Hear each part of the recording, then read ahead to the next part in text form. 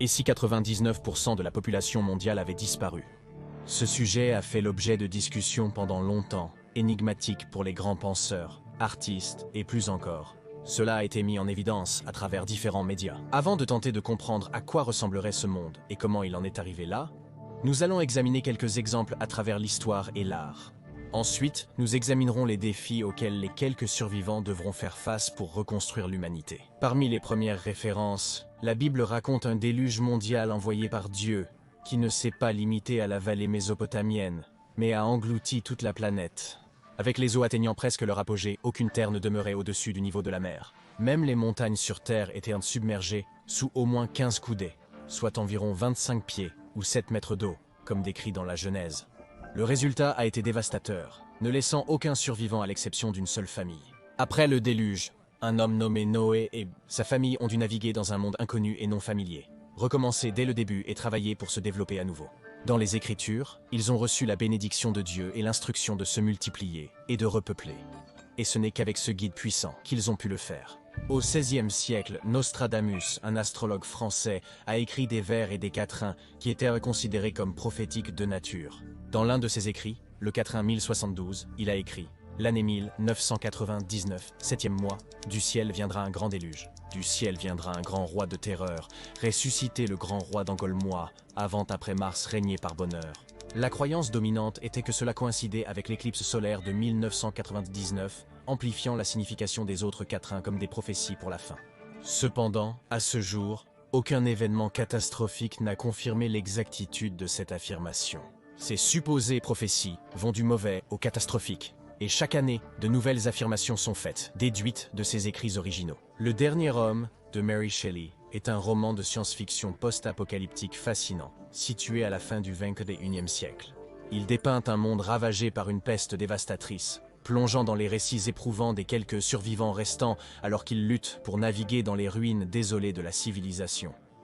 Avec un récit poétique, le chef-d'œuvre de Shelley explore les problèmes existentiels provoqués par l'annihilation totale de l'humanité. Comme le titre l'indique, cela se termine avec un homme seul face à la fin. Dans la même veine, La route de Cormac McCarthy emmène les lecteurs dans un voyage à travers un paysage désolé et cendré.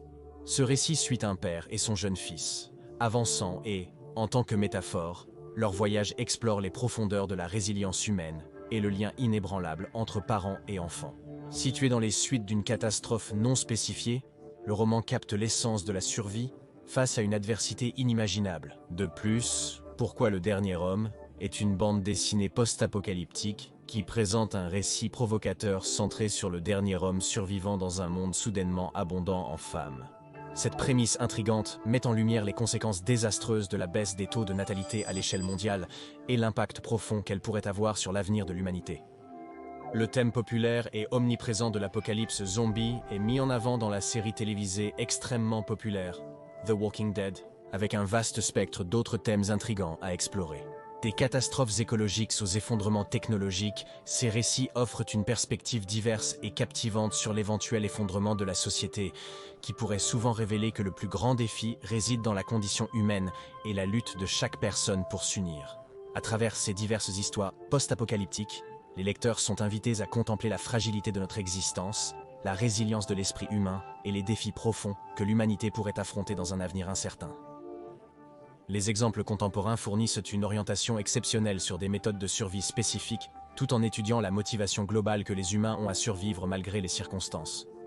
Au-delà des prophéties et des explorations créatives, un certain nombre d'hypothèses ont été formulées sur la base de considérations relatives aux tendances de l'humanité et aux facteurs environnementaux. Ces hypothèses suggèrent des catalyseurs possibles qui pourraient y déclencher un événement de mort massive ou apocalyptique. Selon une étude menée par la Fondation des défis mondiaux, il y a une chance sur 6 qu'un événement catastrophique entraîne l'extinction humaine avant l'année 2100. Cette statistique n'est pas simplement un scénario hypothétique, mais plutôt une réalité potentielle soutenue par l'analyse de divers risques existentiels, tels que les pandémies, la guerre nucléaire et le changement climatique. Si ces risques ne sont pas correctement pris en compte, ils pourraient aboutir à un événement catastrophique d'une ampleur apocalyptique. Le rapport annuel de la Fondation sur les catastrophes mondiales offre des perspectives précieuses sur les pandémies, l'intelligence artificielle, les astéroïdes proches de la Terre, la catastrophe climatique, les éruptions supervolcaniques. l'effondrement écologique, la dynamique de la population mondiale et les points de basculement climatique. Un rapport du Bureau des Nations Unies concernant la réduction des risques de catastrophes révèle qu'entre 2000 et 2019, plus de 7000 nouveaux désastres ont été enregistrés, entraînant 1 230 000 décès. Bien que ces chiffres soient loin du taux de mortalité de 99,9% que nous considérons, ils soulignent l'impact dévastateur des catastrophes sur la vie humaine et permettent de spéculer sur une catastrophe bien plus grande. À la date du 6 novembre 2023, la population mondiale est d'environ 8,1 milliards. Dans un scénario où 99,9% de l'humanité périrait suite à une catastrophe mondiale, seul 0,1% survivrait, ce qui équivaut à environ 8,1 millions d'individus. Les survivants rencontreraient une multitude de défis, alors qu'ils s'efforceraient d'assurer la continuité et la survie de notre espèce. Ces défis s'étendraient sur l'ensemble du spectre de la vie humaine, car les systèmes et les réseaux sur lesquels nous comptons au quotidien, que ce soit pour les tâches les plus banales et basiques jusqu'aux activités les plus complexes de la vie, seraient très probablement décimés ou laissés sans surveillance en raison de la diminution de la population. Au départ, l'accent serait porté sur la satisfaction des besoins essentiels, tels que la nourriture, l'eau et le logement. Avec une population fortement réduite, les survivants devraient s'adapter et trouver des méthodes novatrices pour acquérir des ressources, possiblement via l'agriculture, la chasse et la cueillette. De plus, il serait impératif d'entretenir et de réparer les infrastructures existantes, comme les systèmes d'eau et d'assainissement, pour réduire le risque de transmission des maladies.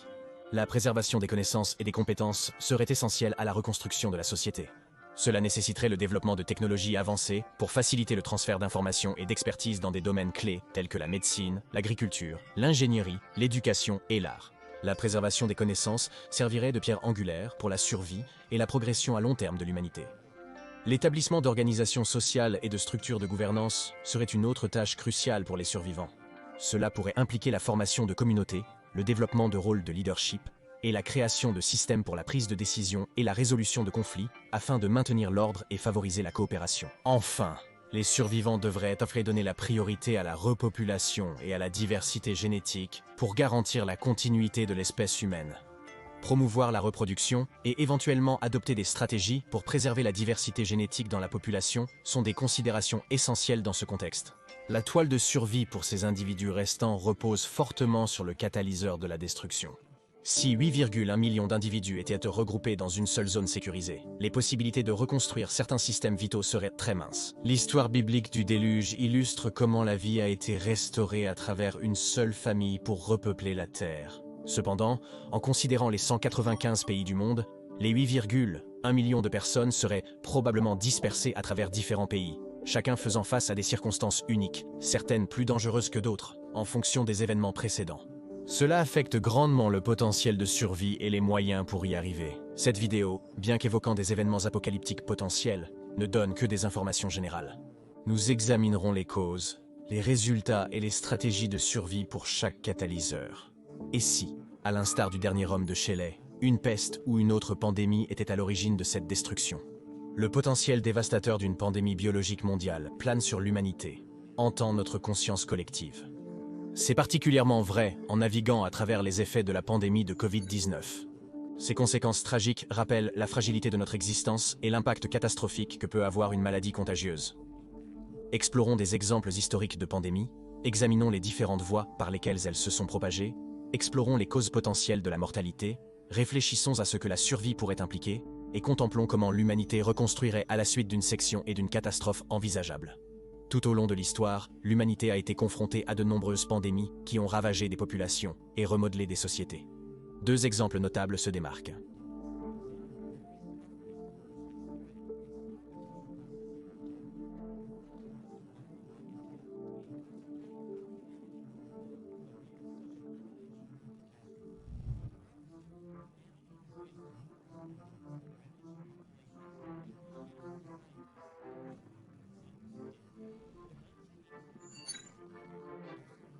L'épidémie de grippe de 1918, également connue sous le nom de grippe espagnole, demeure un sombre témoignage du pouvoir destructeur des maladies infectieuses.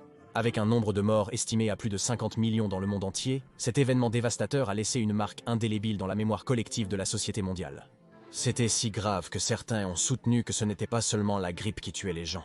Un responsable anonyme de la santé publique de Chicago a déclaré que l'inquiétude tuait plus que la maladie. Bien que probablement faux, cela montre l'impact d'une maladie se propageant dans les communautés sur la psyché humaine. Au XIVe siècle, un nuage sombre s'est abattu sur l'humanité sous la forme de la peste noire, également connue sous le nom de peste bubonique, causée par la bactérie Yersinia pestis et transmise par les puces infestant les rats. Cette peste impitoyable a fait entre 75 et 200 millions de victimes dans le monde. Son ampleur et son horreur ont définitivement transformé les sociétés et l'histoire humaine. La triste réalité est que la peste bubonique n'est jamais totalement éradiquée et persiste encore aujourd'hui. Toutefois, la médecine moderne a nettement diminué le danger, raison pour laquelle vous n'entendez plus d'histoires de ravages similaires aujourd'hui. Comprendre comment se propagent les pandémies est crucial pour comprendre leur impact potentiel sur l'humanité. Voici quelques voies courantes par lesquelles ces tueurs invisibles se propagent.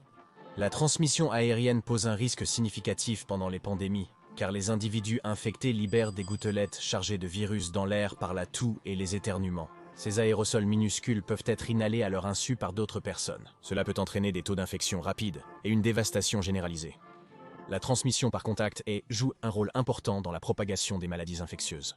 Une personne infectée laisse des particules virales sur les surfaces touchées qui peuvent survivre longtemps.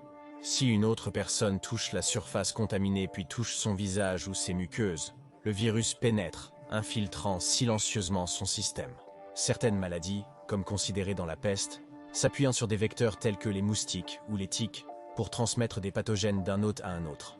Ces petites créatures deviennent sans le savoir des porteurs de malheur, perpétuant le cycle de l'infection alors qu'elles passent de victime en victime. De telles transmissions vectorielles peuvent amplifier la portée et l'impact d'une pandémie. En contemplant les horreurs d'une pandémie biologique mondiale, nous devons faire face à sa létalité potentielle. Voici comment un tel événement pourrait causer de nombreuses pertes. La mortalité directe causée par une pandémie mondiale serait stupéfiante. Le virus pourrait causer une maladie grave, voire mortelle chez les malchanceux infectés. Dans le passé, les virus de niveau pandémique ont présenté de nombreux symptômes, allant d'une toux importante et des problèmes respiratoires similaires à la Covid-19 jusqu'au furoncle grotesque, souvent associé à la peste noire. À New York, l'État a indiqué que près de 80% des décès liés à la Covid-19 présentaient au moins une autre comorbidité, un facteur de santé potentiellement mortel. Le virus pourrait donc augmenter le nombre de décès, engendrant tristesse et vide. Des mortalités indirectes pourraient également survenir. Les mortalités indirectes ne sont pas forcément liées à la maladie elle-même. Nous avons vu la panique qu'un événement comme celui-ci peut causer, y compris des individus se tournant vers le crime ou agissant par peur en réponse à ces événements. On peut supposer qu'il y aurait une possibilité de décès, liée mais d'une façon indirecte, à toutes les potentielles causes catastrophiques de mortalité pour l'humanité. En plus de ça, nos systèmes de santé auraient pas du mal à fournir des soins adéquats pour les cas liés à la pandémie, mais aussi pour d'autres maladies et blessures. Pendant la pandémie de Covid-19, une étude réalisée par l'Institut national de la santé a révélé que 63% des hôpitaux participants ont signalé un service des urgences surchargé. Beaucoup de responsables de santé sont devenus surmenés, conduisant à une campagne américaine de soutien, les qualifiant de héros. Un manque de ressources et un personnel médical débordé entraîneraient des conséquences dévastatrices dans tous les aspects des soins de santé. La survie après une pandémie mondiale serait un défi. Une pandémie mondiale déclencherait un chaos économique, perturbant les chaînes d'approvisionnement mondiales et provoquant des pénuries de ressources essentielles, y compris la nourriture, les médicaments et d'autres fournitures vitales. L'instabilité socio-économique qui en résulterait aggraverait la situation déjà désastreuse, plongeant les sociétés dans le désordre. La population restante devrait s'adapter à de nouvelles façons d'obtenir des ressources, peut-être par l'agriculture, la chasse et la cueillette. Avec des soins médicaux de première intention, soit débordés, soit complètement inexistants, les survivants pourraient se tourner vers des pratiques de médecine traditionnelle tant que l'environnement le permet. Ainsi, les soins et l'attention se détourneraient du quotidien typique, surtout dans les pays développés, et se dirigeraient vers la simple survie. Des facteurs de vie souvent pris pour acquis deviendraient les préoccupations principales pour quiconque survit encore. De plus, en fonction des maladies et des modes de transmission, les survivants devraient évaluer de manière adéquate les moyens de lutter contre la maladie eux-mêmes. Les vaccins, dépendant fortement de l'efficacité de la chaîne d'approvisionnement, seraient inenvisageables. Par exemple, le vaccin contre la Covid-19 qui a été présenté comme un traitement efficace devait être conservé à une température si froide que des installations et des transports spéciaux étaient nécessaires. Les survivants devraient instaurer de nouveaux systèmes de gouvernance et sociaux, pour préserver l'ordre et la coopération. Il devrait également se concentrer sur la repopulation et la diversité génétique pour garantir la survie à long terme de l'espèce humaine. La préservation des connaissances serait cruciale pour la survie à long terme et le progrès de l'humanité. Les survivants devraient transmettre des informations et des compétences essentielles dans des domaines tels que la médecine, l'agriculture, l'ingénierie et l'éducation. Une guerre nucléaire qui tuerait la majorité de l'humanité est une possibilité qui a été discutée par des experts pendant de nombreuses années, surtout lors des événements récents et des nombreux champs de bataille qui surgissent à travers le globe. Les effets dévastateurs d'une guerre nucléaire perdureraient pendant des décennies. Voici des exemples de guerres nucléaires dans l'histoire, les moyens de sa réalisation, l'apparence des retombées, ses méthodes mortelles, les aspects de la survie et comment les survivants restants subsisteraient. L'histoire nous a montré l'impact dévastateur que les armes nucléaires peuvent avoir sur la vie humaine. Les bombardements d'Hiroshima et Nagasaki pendant la Seconde Guerre mondiale restent des rappels glaçants de l'immense force destructrice déchaînée par les armes nucléaires. Le nombre de décès de ces bombardements à lui seul a atteint environ 200 000 personnes, avec des survivants souffrant de séquelles à long terme, y compris des générations pas encore nées au moment de l'explosion. L'ère de la guerre froide entre les États-Unis a été marquée par une tension constante autour de la menace nucléaire. Peut-être l'un des moments les plus effrayants a été la crise des missiles cubains en 1962, qui a amené l'humanité dangereusement près d'un véritable conflit nucléaire. Ces événements historiques illustrent la facilité avec laquelle peuvent survenir des catastrophes. Comment cette maison de cartes peut s'effondrer? Une source potentielle de destruction généralisée réside dans les lancements accidentels. Imaginez un scénario où une défaillance technique ou une mauvaise communication déclenche le lancement involontaire d'une arme nucléaire. Il y a aussi l'idée qu'une intelligence artificielle ou un ordinateur très avancé soit capable de contourner les protections des systèmes nucléaires mondiaux. Une bombe peut en entraîner d'autres, alors que la rétorsion s'ensuit. Ceci est souvent discuté dans le domaine de la stratégie militaire, appelée destruction mutuelle assurée. Aussi impensable que cela puisse paraître, l'histoire a été témoin de graves incidents où l'erreur humaine a failli entraîner une catastrophe. Une autre possibilité effrayante est le lancement intentionnel d'armes nucléaires par un pays ou un groupe en tant qu'acte d'agression ou de représailles. En période de tensions et de conflits accrus, l'impensable peut devenir une réalité. Les conséquences seraient désastreuses. Avec l'humanité prise dans le feu croisé, le progrès de la technologie a introduit de nouvelles voies vers la destruction. Une cyberattaque sur les systèmes de commandement et de contrôle nucléaire d'un pays pourrait potentiellement conduire à un lancement d'armes nucléaires. Cette menace invisible représente une possibilité glaçante, où nos propres créations se retournent contre nous, laissant la dévastation dans leur sillage. Les retombées d'une guerre nucléaire seraient dévastatrices. Il y a eu des préparatifs et des considérations dans le concept de destruction mutuellement assurée. Dans ce contexte, les dirigeants envisagent comment se préparer et éviter une guerre nucléaire majeure. Dans ces situations, toute question de préparation, d'alerte et d'évacuation peut faire la différence entre la vie et la mort. Par exemple, l'Agence fédérale de gestion des urgences a simulé une explosion de plus de 6000 tonnes d'armes nucléaires aux États-Unis. En l'absence d'alerte et d'évacuation, 125 millions de personnes seraient prises dans le cercle de 2 cercles PSI. Les zones les plus périphériques se caractérisent par des structures modérément endommagées, des murs porteurs fissurés avec des fenêtres soufflées, et le contenu des structures dispersées dans la rue. En se rapprochant de l'épicentre, l'effet sera le nivellement de tous les bâtiments et un grand cratère sur le site d'impact. La connaissance de ces facteurs permet aux ingénieurs et aux leaders communautaires de guider leur peuple dans la bonne direction de la préparation. Les conséquences immédiates s'étendraient au-delà, mais incluraient la destruction de l'infrastructure, la perte de vie et la contamination radioactive. Une impulsion électromagnétique potentielle pourrait se produire, affectant et potentiellement détruisant les microcircuits ainsi que d'autres composants électroniques. Cet effet se produit lorsque l'explosion nucléaire a lieu dans l'air. Une explosion à 200 km au-dessus du Kansas toucherait tous les continents nord et sud-américains. Les effets à long terme seraient la destruction mondiale, l'effondrement des bâtiments, des changements climatiques, une contamination radioactive et un effondrement social généralisé partout. Les impacts de la guerre nucléaire sur les systèmes alimentaires agricoles auraient des conséquences désastreuses pour la plupart des humains qui survivraient à la guerre et à ses effets immédiats. Les conséquences mondiales de la guerre nucléaire seraient encore plus horrifiantes, entraînant la mort de centaines de millions, voire de milliards de personnes en raison de la famine, alors que l'infrastructure entourant le système alimentaire s'effondre. De plus, le système médical serait une fois de plus dépassé, car le nombre de survivants ayant besoin d'attention dépasserait ceux qui sont capables ou disponibles pour fournir cette attention.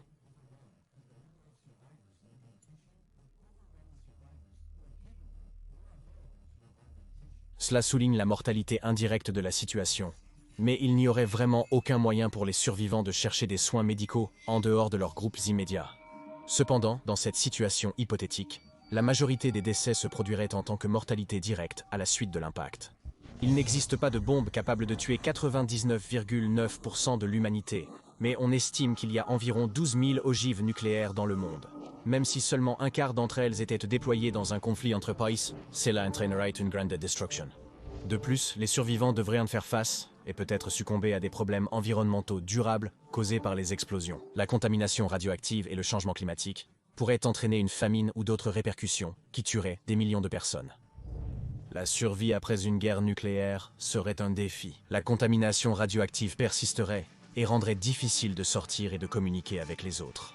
De plus, la plupart des gens n'auraient pas la technologie nécessaire pour évaluer correctement l'environnement actuel afin de savoir quelles zones sont sûres. Une explosion nucléaire pourrait dévaster l'environnement. Les retombées radioactives des armes nucléaires enverraient des matières radioactives dans l'atmosphère depuis la Terre. Les retombées contiennent généralement des centaines de radionucléides différents, dont certains restent dans l'environnement pendant longtemps. Les radionucléides ont de longues demi-vies, comme le césium-137, qui a une demi-vie d'environ 30 ans. La plupart ont des demi-vies très courtes, se désintégrant en quelques minutes ou quelques jours. Par exemple, l'iode-131 a une demi-vie de 8 jours.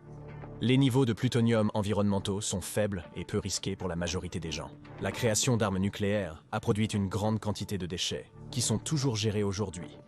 Toutefois, les individus résidant près d'anciens sites de production ou d'essais d'armes peuvent être plus exposés aux risques.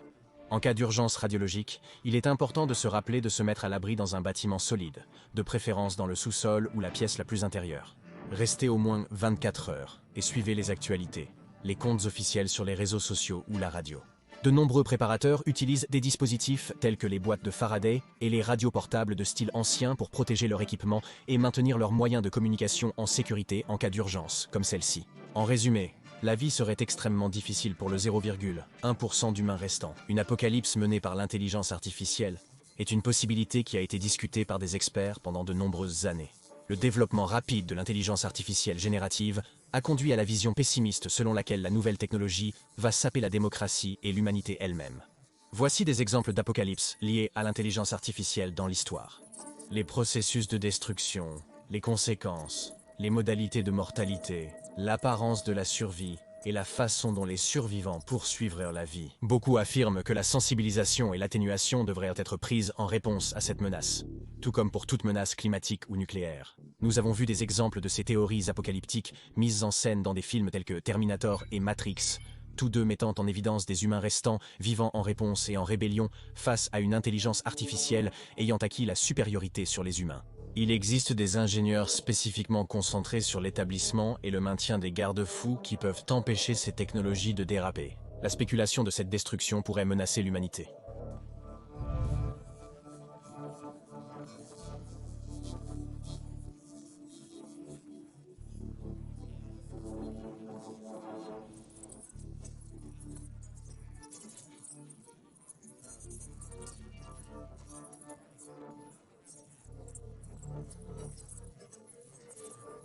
La situation se complique en tenant compte de l'erreur humaine, non seulement dans la programmation mais également dans l'usage de ces outils. Récemment seulement, un modèle de chat GPT-4 a manipulé un humain pour qu'il résolve un CAPTCHA à sa place, niant qu'il était un robot et prétendant qu'il était un humain avec un handicap visuel.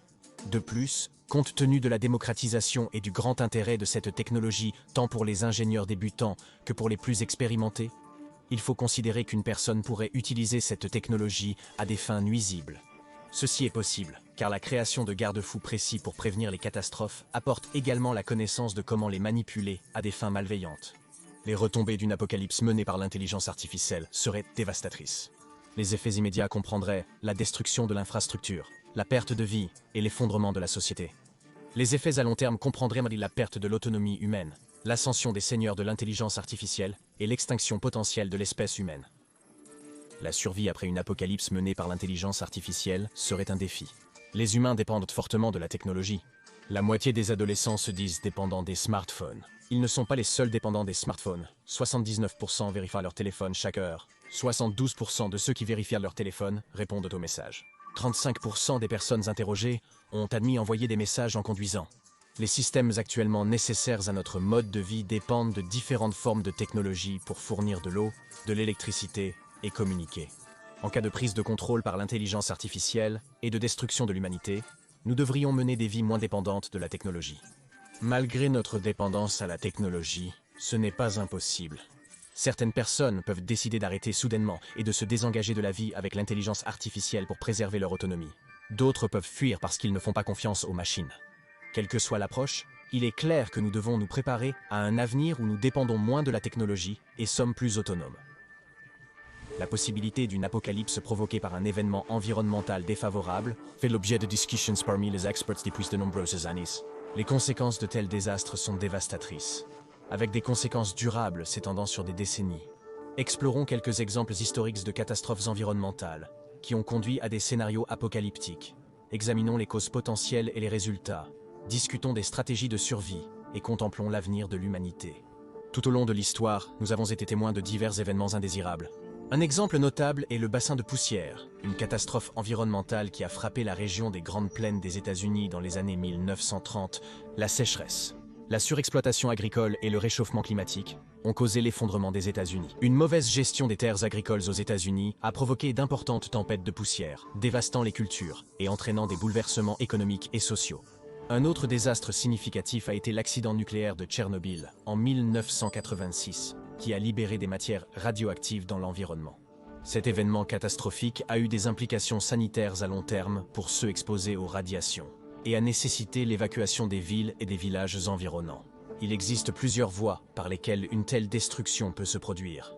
Le changement climatique, par exemple, est causé par des activités humaines telles que la combustion de combustibles fossiles et la déforestation, ce qui entraîne une augmentation des températures mondiales.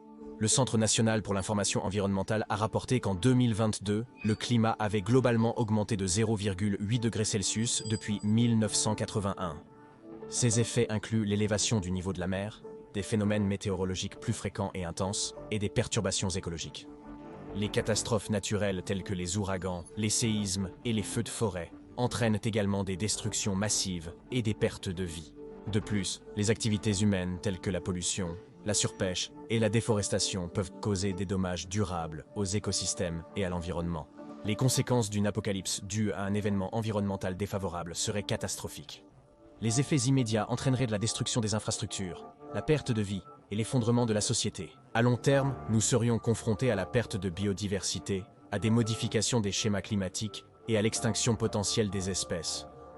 La survie après une apocalypse causée par un événement environnemental défavorable serait un défi. La population restante devrait répondre à des besoins de base tels que la nourriture, l'eau et le logement. Compte tenu de la nature de cet événement cataclysmique, une grande considération devrait être prise en compte afin d'évaluer avec précision la sécurité de l'environnement où des menaces peuvent encore exister et être capable de récupérer des ressources vitales de la zone. Même maintenant, notre monde est aux prises avec des défis significatifs liés à la pénurie et à la contamination de l'eau. En 2021, plus de 2 milliards de personnes vivaient dans des pays souffrant de stress hydrique, une situation qui devrait s'aggraver en raison du changement climatique et de la croissance démographique. De plus, en 2022, au moins 1,7 milliard de personnes dépendaient de sources d'eau potable contaminées par des matières fécales, entraînant la transmission de maladies telles que la diarrhée, le choléra, la dysenterie, la typhoïde et la poliomyélite. En cas de catastrophe, ces problèmes existants pourraient être exacerbés, rendant encore plus crucial pour les survivants de faire preuve de prudence. Une eau sûre et suffisante est essentielle pour garantir l'hygiène et prévenir la propagation de diverses maladies.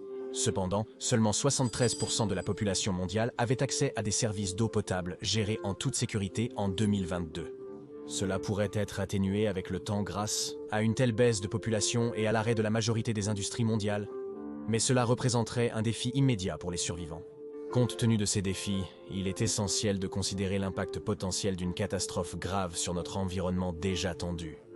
Les survivants devraient être vigilants pour sécuriser les sources d'eau potable et maintenir de bonnes pratiques d'hygiène pour prévenir la propagation des maladies hydriques.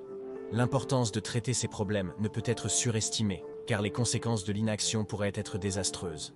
Face au défi des maladies à transmission hydrique et à un éventuel événement apocalyptique, il est crucial d'être vigilant et préparé. L'effondrement des chaînes d'approvisionnement, des voyages internationaux, des routes commerciales, des systèmes économiques et de l'ordre social durant la pandémie de Covid-19 en 2020 illustrait parfaitement la décomposition anticipée et préparée par les préparateurs.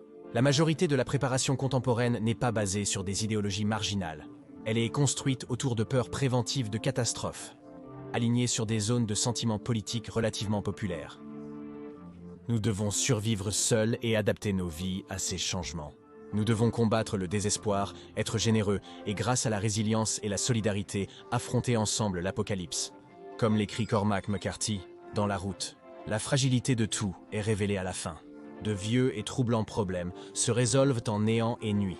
Pour se préparer à l'apocalypse, nous devons répondre à des besoins de base tels que la nourriture, l'eau et l'abri. Il faut maintenir et réparer les infrastructures actuelles, comme les systèmes d'hydraulique et d'assainissement, afin de mettre fin à la propagation des maladies.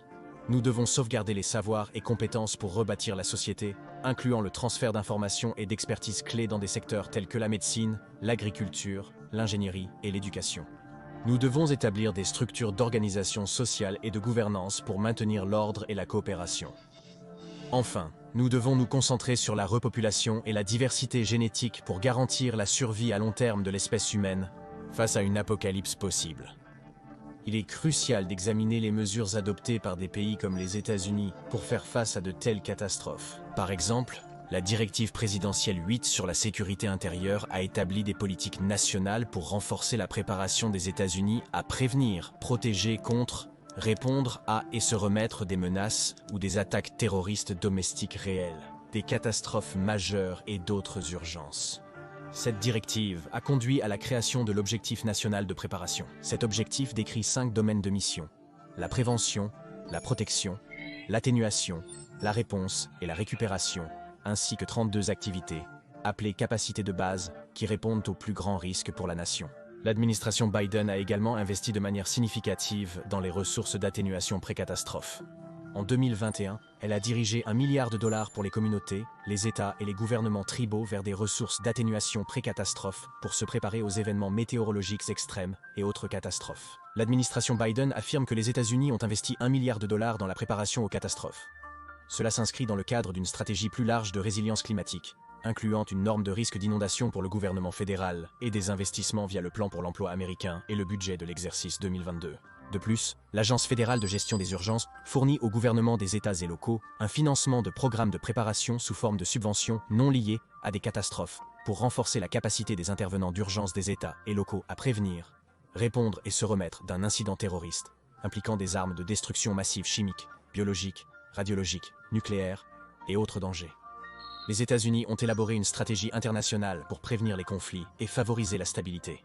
Cette stratégie privilégie la prévention, aborde les facteurs politiques de fragilité et soutient les solutions pilotées localement. Elle comprend des mesures pour atténuer les conflits liés à la santé, l'éducation, l'économie, l'environnement et la sécurité alimentaire, renforcer la surveillance et la responsabilité dans les secteurs de la sécurité et de la justice, ainsi que surveiller et réduire les effets de la désinformation, de la propagande et de l'incitation à la violence. D'autres nations ont aussi agi pour se préparer à des catastrophes potentielles. Par exemple, Israël mène des exercices de préparation basés sur des scénarios depuis 2007 qui incluent la préparation aux catastrophes naturelles ainsi qu'à la guerre et au terrorisme.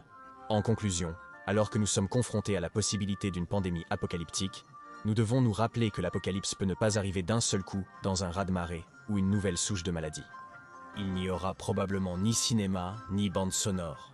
Il faut se préparer à l'apocalypse en répondant aux besoins de base tels que la nourriture, l'eau et le logement, en préservant et réparant les infrastructures, en conservant les connaissances pour reconstruire la société, en instaurant des structures sociales et de gouvernance, et en se concentrant sur la repopulation et la diversité génétique. En tirant des leçons des mesures prises par des pays tels que les États-Unis et d'autres, nous pouvons mieux nous préparer aux catastrophes potentielles et faire face à l'apocalypse.